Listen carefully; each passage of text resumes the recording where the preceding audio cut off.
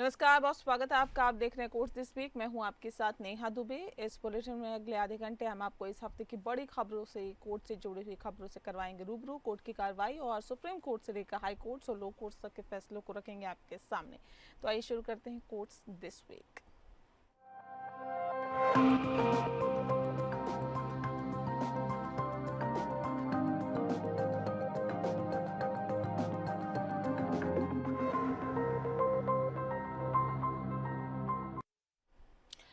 खबर का रुख करते हैं। जस्टिस यशवंत वर्मा के घर कैश मिलने के मामले में इन हाउस कमेटी की जांच सार्वजनिक करने से सुप्रीम कोर्ट ने इनकार किया है। सुप्रीम कोर्ट ने उस समय सीजीआई रहे संजीव खन्ना द्वारा राष्ट्रपति और प्रधानमंत्री को भेजी गई चिट्ठी की कॉपी देने से भी इनकार कर दिया।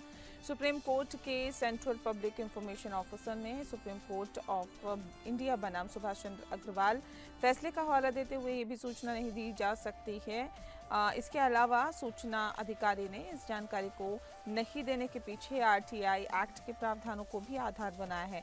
दरअसल अमृतपाल सिंह खालसा ने आरटीआई के जरिए आवेदन कर जस्टिस यशवंत वर्मा के घर कैश मिलने के मामले में इन हाउस कमेटी की जांच सार्वजनिक करने और उस समय सीजीआई रहे संजीव खन्ना द्वारा राष्ट्रपति और प्रधानमंत्री को भेजी गई चिट्ठी की कॉपी दिए जाने की मांग की थी। ये फैसला न्यायपालिका में पारदर्शिता और जवाबदेही को बढ़ावा देने के लिए एक महत्वपूर्ण कदम है। इससे न्यायपालिका के कामकाज में ज्यादा पारदर्शिता आएगी और जनता को जानकारी प्राप्त करने का अधिकार भी मिलेगा।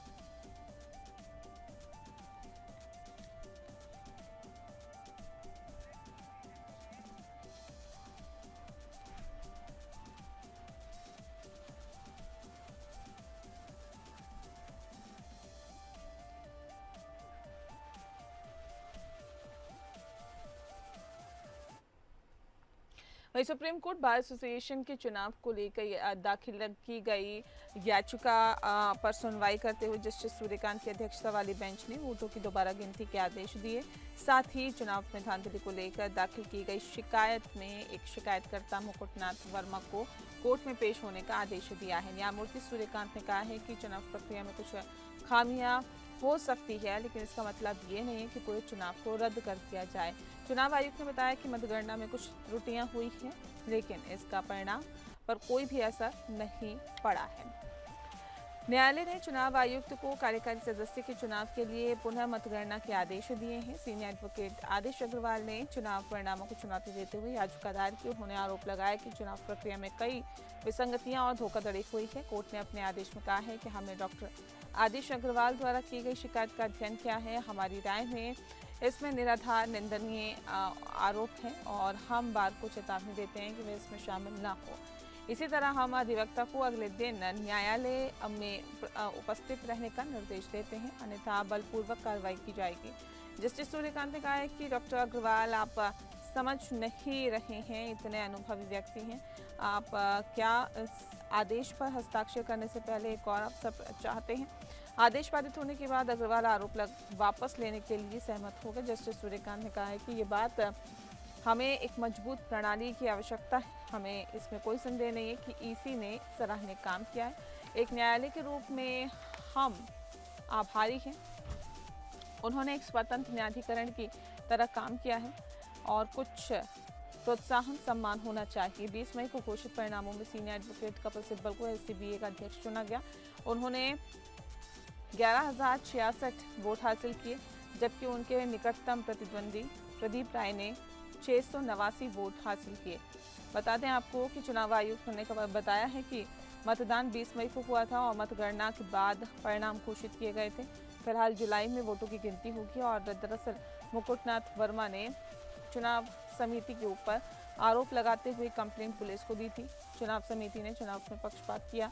इस पर सुप्रीम कोर्ट ने गंभीर आपत्ति जताते हुए गुरुवार को कोर्ट में पेश होने के लिए कहा है। फिलहाल जुलाई में होगी वोटों की गिनती।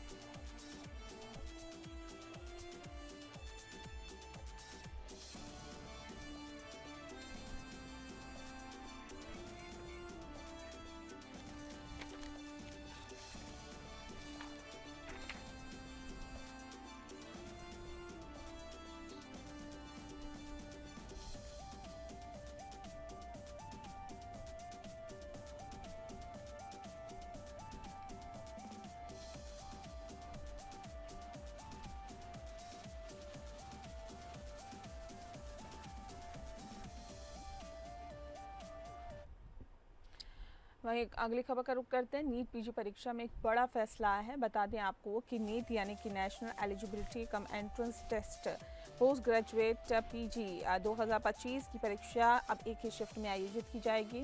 सुप्रीम कोर्ट ने नेशनल बोर्ड ऑफ एग्जामिनेशन को निर्देश दिया कि वह नीट पीजी 2025 को 2 शिफ्ट में आयोजित न करे, क्योंकि इससे मनमानी होगी। और कोर्ट ने कहा है कि 2 शिफ्ट में प्रश्न पत्र कभी भी एक ही कठिनाई स्तर के नहीं हो सकते, जिससे समान अवसर नहीं मिल पाते हैं।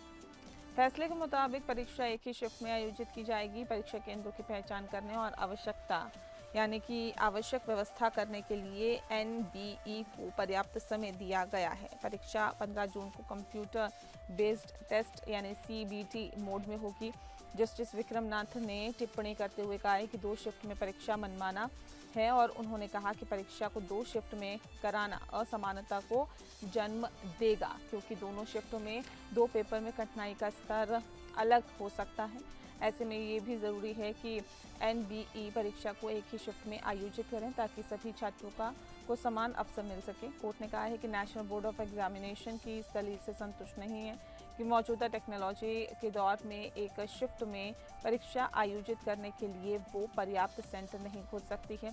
साथ ही ये भी कहा कि परीक्षा 15 जून को है और अभी भी एनबीई के पास इस परीक्षा को पूरी पारदर्शिता के साथ एक शिफ्ट में कराने के लिए ज़रूरी इंतजाम करने के लिए पर्याप्त वक्त है। हालांकि कोर्ट ने कहा है कि एनईबी को 15 जून को परीक्षा कराने में कोई दिक्कत आती है तो वह कोर्ट आ सकते हैं।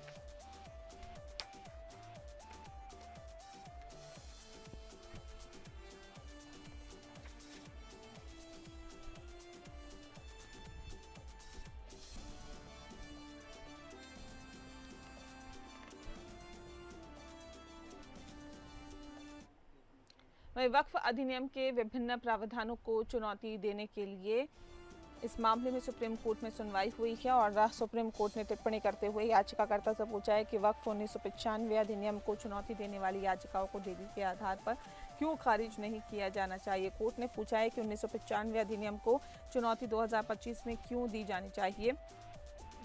सुप्रीम कोर्ट की टिप्पणी वक्फ अधिनियम 1995 और 2013 में किए गए संशोधनों को चुनौती देने वाली नई याचिकाओं पर सुनवाई के दौरान की है।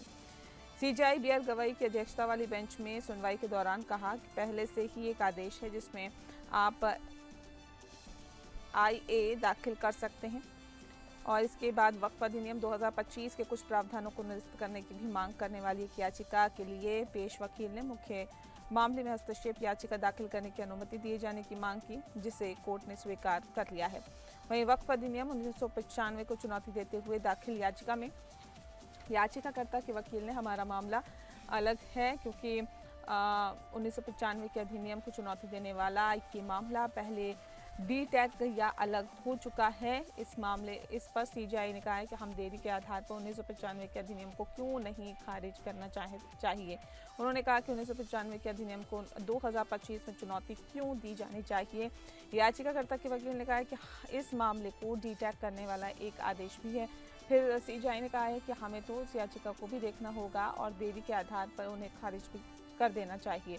फिलहाल सीजेआई ने सरकार की ओर से किसी को कोर्ट में पेश होने का निर्देश देते हुए कहा है कि सरकार बिना आदेश पारित किए नहीं किया जा सकता है और दरअसल वक्फ अधिनियम के विभिन्न प्रावधानों को चुनौती देने और वक्फ अधिनियम के कुछ प्रावधानों को निरस्त करने की मांग करने वाली 2 याचिकाओं पर सुप्रीम कोर्ट सुनवाई कर रहा था।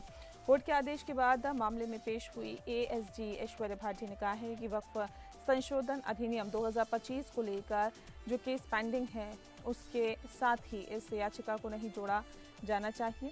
हालांकि उन्होंने कहा है कि इस याचिका को हरिशंकर जैन और पारुल खेड़ा की ओर से 1995 के वक्फ कानून को चुनौती देते हुए दाखिल याचिका के साथ ही इस याचिका को जोड़ा जा सकता है। फिलहाल कोर्ट ने यह भी साफ किया है कि 1995 के वक्फ कानून को चुनौती देने वाली लंबित याचिकाओं के साथ ही इस याचिका पर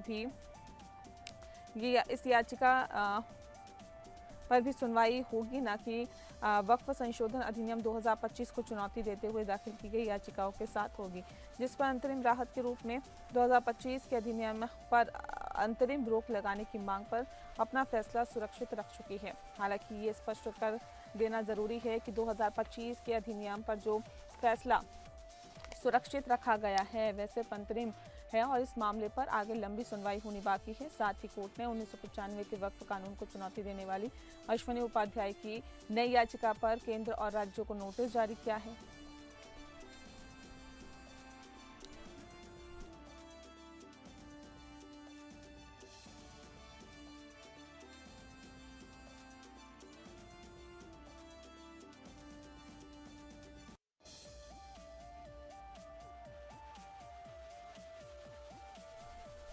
खबरों में आगे बढ़ते हैं। सुप्रीम कोर्ट ने अली खान महमूदाबाद के खिलाफ जांच को सीमित किया है। ऑपरेशन सिंदूर पर फेसबुक पोस्ट से जुड़े मामलों में जांच को 2 एफआईआर तक सीमित रखा जाएगा। कोर्ट ने कहा है कि जांच रिपोर्ट पहले सुप्रीम कोर्ट में पेश की जाएगी और उसके बाद ही संबंधित अधिकार क्षेत्र वाली अदालत को सौंपी जाएगी।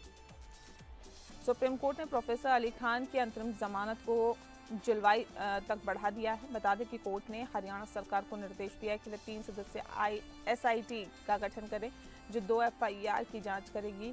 एसआईटी की जांच सिर्फ 2 सोशल मीडिया पोस्ट तक ही सीमित रहेगी और जांच रिपोर्ट पहले सुप्रीम कोर्ट में पेश की जाएगी। कोर्ट ने अली खान महमूदाबाद को निर्देश दिए कि वे ऑपरेशन सिंदूर और पहलगाम हमले से जुड़े हुए कोई पोस्ट नहीं करेंगे, उसे अपना पासपोर्ट जमा करना होगा। सुप्रीम कोर्ट ने अशोका यूनिवर्सिटी के प्रोफेसर अली खान महमूदाबाद को राहत देते हुए हरियाणा सरकार को निर्देश दिया है कि वे उनके खिलाफ दर्ज एफआईआर की जांच के लिए एसआईटी का गठन करे और ये एसआईटी प्रोफेसर महमूदाबाद के खिलाफ दर्ज 2 एफआईआर की जांच करेगी जो उनके द्वारा सोशल मीडिया पर किए गए पोस्ट से संबंधित है। प्रोफेसर अली खान महमूदाबाद ने अपने फेसबुक पोस्ट में ऑपरेशन सिंदूर का जिक्र किया था, जिसके बाद उनके खिलाफ हरियाणा के विभिन्न शहरों में कई एफआईआर दर्ज की गई थी। प्रोफेसर महमूदाबाद ने सुप्रीम कोर्ट में याचिका दायर कर इन एफआईआर को रद्द करने की मांग की थी। सुप्रीम कोर्ट ने प्रोफेसर महमूदाबाद की अंतरिम जमानत को जुलाई तक बढ़ा दिया और हरियाणा सरकार को निर्देश दिया है कि वे 3 सदस्यीय एसआईटी का गठन करे जो एफआईआर की जांच करेगी। कोर्ट ने कहा है कि एसआईटी की जांच रिपोर्ट पहले सुप्रीम कोर्ट में पेश की जाएगी और उसके बाद संबंधित अधिकार क्षेत्र वाली अदालत को सौंपी जाएगी। कोर्ट ने प्रोफेसर महमूदाबाद को निर्देश दिया है कि वे ऑपरेशन सिंदूर और पहलगाम हमले से जुड़े हुए कोई पोस्ट नहीं करेंगे। कोर्ट ने यह भी कहा है कि एसआईटी की जांच सिर्फ 2 सोशल मीडिया पोस्ट तक ही सीमित रहेगी।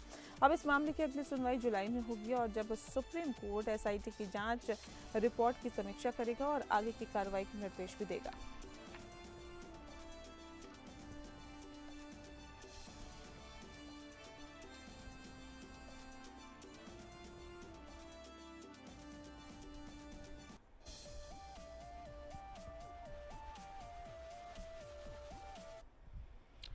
वहीं सुप्रीम कोर्ट ने मध्य प्रदेश हाई कोर्ट में लंबित स्वतः संज्ञान से शुरू की गई कार्रवाई को बंद कर दिया है, जो भारतीय जनता पार्टी के नेता और मध्य प्रदेश के मंत्री कुंवर विजय शाह के खिलाफ थी। शाह ने कर्नल सोफे कुरैशी के खिलाफ विवादित टिप्पणी की थी। बता दें आपको कि जो भारत की हालिया सैन्य कार्रवाई के बारे में मीडिया को जानकारी दे रही थी, एसआईटी ने अपनी जांच शुरू की और सुप्रीम कोर्ट ने कहा कि चूंकि ये मामला सुप्रीम कोर्ट में पहले से ही लंबित है, इसलिए हाई कोर्ट में समानांतर कार्रवाई नहीं होनी चाहिए। सुप्रीम कोर्ट ने पहले की 3 सदस्यीय एसआईटी का गठन किया था। इसमें वरिष्ठ आईपीएस अधिकारी शामिल हैं जो इस मामले की जांच कर रहे हैं। कोर्ट ने शाह को जांच में शामिल होने का निर्देश दिया और उनकी गिरफ्तारी पर रोक लगाई है। एसआईटी ने अपनी जांच में शुरू कर दी है, जिसमें शाह का मोबाइल फोन जब्त कर लिया गया है और साथ ही गवाहों के बयान भी दर्ज किए गए हैं। सुप्रीम कोर्ट ने अपने आदेश में कहा है कि पूरे देश को आपकी वजह से शर्मिंदगी महसूस हो रही है।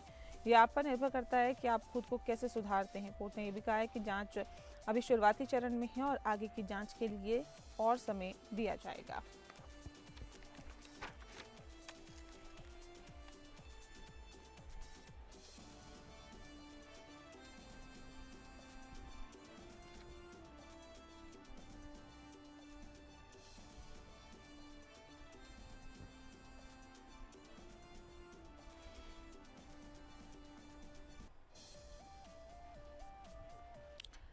वहीं केंद्र सरकार ने सुप्रीम कोर्ट में 3 नए न्यायाधीशों की नियुक्ति की अधिसूचना जारी की है, जिसमें जस्टिस एन.वी. अंजारिया, जस्टिस विजय बिश्नोई और जस्टिस अतुल एस चंदोरकर शामिल है। ये नियुक्तियां सुप्रीम कोर्ट कॉलेजियम की सिफारिश पर की गई है। Justice NV. Anjaria high court के मुख्य न्यायाधीश, जिन्हें नवंबर 2011 में गुजरात हाई कोर्ट के अतिरिक्त न्यायाधीश के रूप में पदोन्नत किया गया था।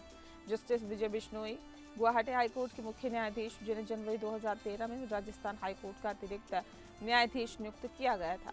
Justice Atul S Chandorkar Bombay high court के न्यायाधीश जिन्हें जून 2013 में बॉम्बे हाईकोर्ट के अतिरिक्त न्यायाधीश के रूप में पदोन्नत किया गया था। इन नियुक्तियों के साथ ही सुप्रीम कोर्ट में न्यायाधीशों की संख्या 31 हो गई है, जबकि स्वीकृत संख्या 34 है। 9 जून को न्यायमूर्ति बेलम त्रिवेदी के सेवानिवृत्त होने और पद एक रिक्त हो जाएगा।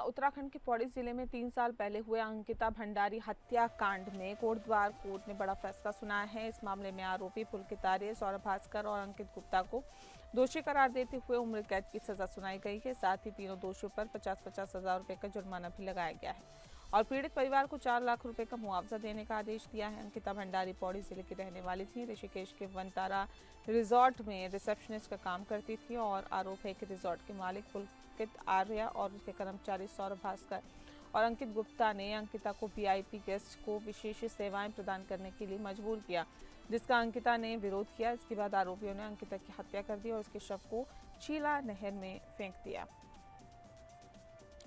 इस मामले में विशेष जांच दल गठन किया गया था, जिसने 500 पेज की चार्जशीट दाखिल की। कोर्ट में 47 गवाहों के बयान दर्ज किए गए, जिसके बाद पुलकित आर्य, सौरभ भास्कर और अंकित गुप्ता को दोषी करार दिया गया। अतिरिक्त जिला एवं सत्र न्यायाधीश रीना नेगी ने तीनों आरोपियों को उम्र कैद की सजा सुनाई।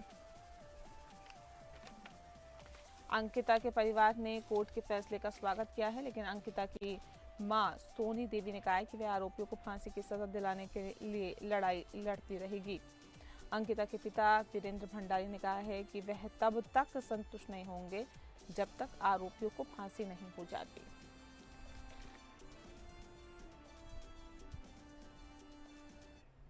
और इसी के साथ बुलेटिन में फिलहाल के लिए इतना ही। नमस्कार।